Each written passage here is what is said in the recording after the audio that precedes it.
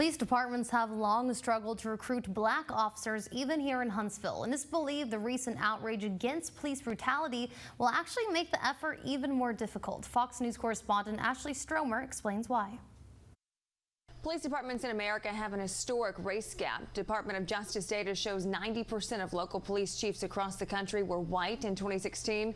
Only 4% were black. Since the death of George Floyd, there have been renewed calls for police forces to hire more minority officers, especially in predominantly black communities.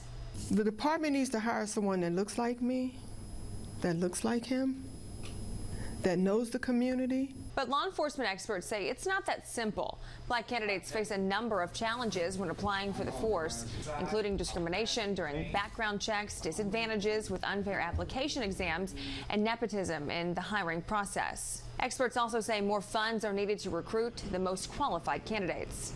If we really want to change the community, how much money are we putting in recruitment? Because if it's $26,000, that's not enough. The diversity problem is also due to a deep distrust in the system.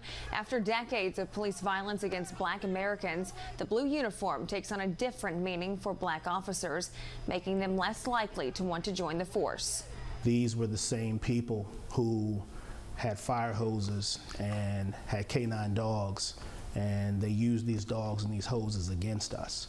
So that's an uphill battle that every municipality is going to deal with as far as recruiting minorities. Following weeks of nationwide protests, President Trump signed an executive order on police reform, but Democrats and other critics say it falls short of what is needed to end racial injustice in America.